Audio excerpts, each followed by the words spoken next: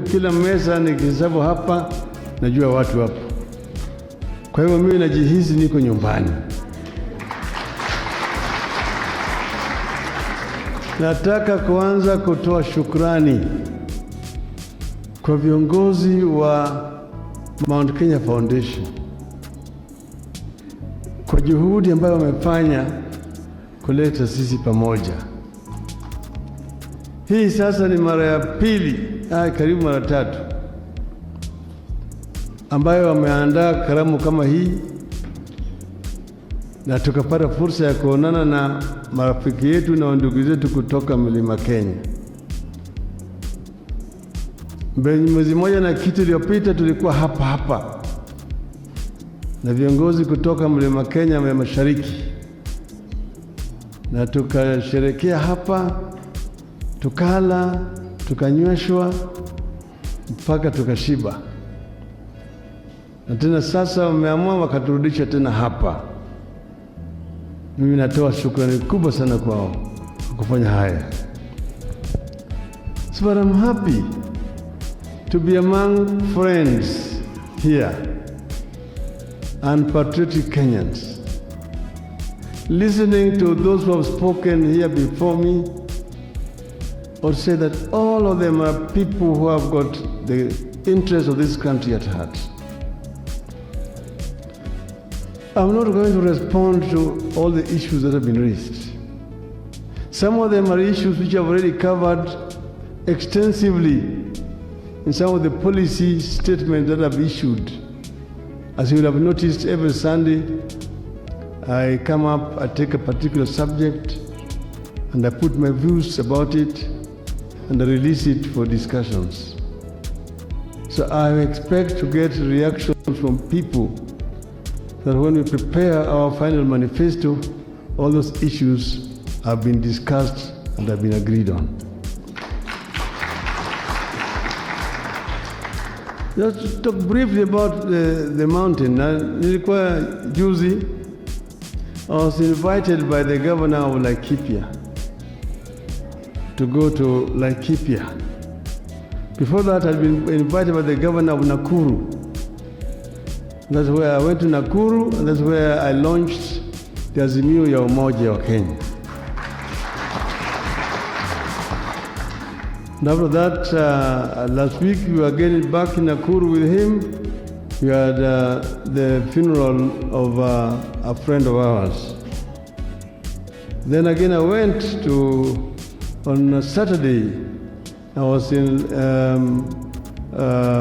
Elementaita, where I met a group of religious leaders at a conference.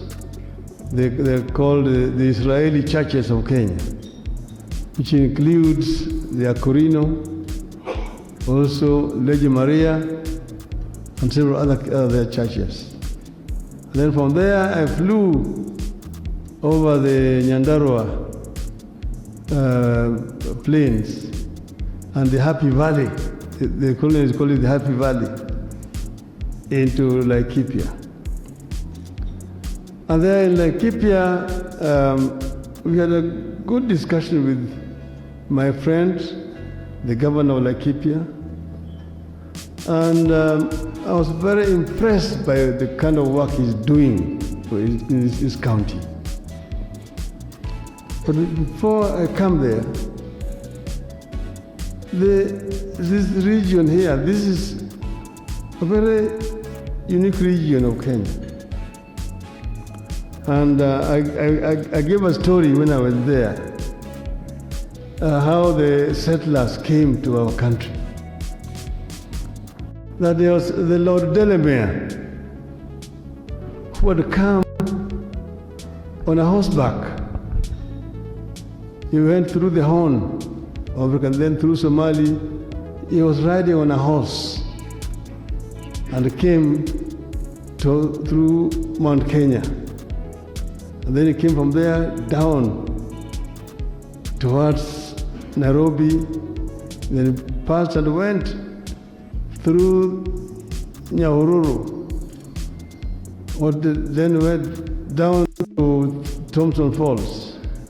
He went to Naivasha, Gilgil, Nakuru, Elbagon, Joro, Molo, up to Eldoret, Kitale, up to Mount Elgon.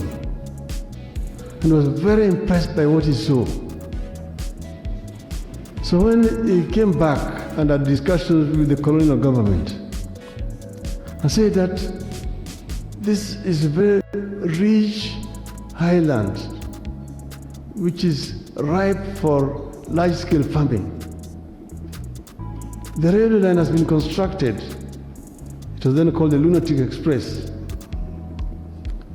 But for this railway line to be viable and repay back the investment, you need to have large-scale agriculture so that when the trains come and go to the west, on the way back to the port, they will have things to carry back.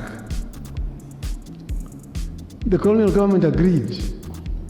Then he told them that he can go back to England and bring settlers who can come and introduce large-scale agriculture.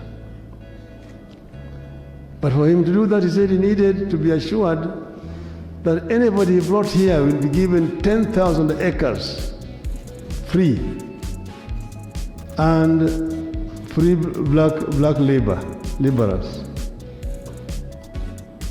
The colonial government agreed. He exacted that agreement.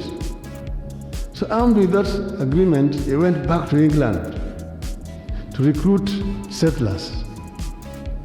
He had town hall meetings in London, in Manchester, in Birmingham, in Liverpool, telling them that, look, down there, we have a land that is flowing with milk and honey, manna. And anybody who agrees to come will get 10,000 acres free with the black laborers. But at that time, the story about Africa was very negative. Oh, bilharzia, malaria, wild natives. So nobody wanted to come to Africa. So in frustration, he got very few who wanted to come. In frustration, he came back. When he came back, he decided to try down south. So he sailed, went on a ship from Mombasa to Durban. In Durban, he addressed a town hall meeting. From there, he went Port Elizabeth, East London, Cape Town, Kimberley, Joburg. There he found Wazungus who had lived in Africa for generations and who did not fear Africa. Some of them were actually workers or laborers and other fellow whites owned farms. So the prospect of owning their own farm was very appealing. So they quickly agreed. Most of them from South Africa and from what was called Rhodesia, Southern Rhodesia. That's how we ended up with the Kaburus here. When they came, they were given land from Timau, from those other sides on Kenya East, all the way to Kitale, Mount Elgon, those sides. That is what became known as the White Highlands. That is how the people of all this region were deprived of their land. How they were deprived of their land. So now the Africans were being conscripted to work. There was what was called agreement. You sign an agreement to go and work in those farms. And you'll have to work for at least 6 months. First labor. If you absconded, they will come and look for you right home and arrest you. And you'll be taken to prison. So that is how the people of this region were deprived of their land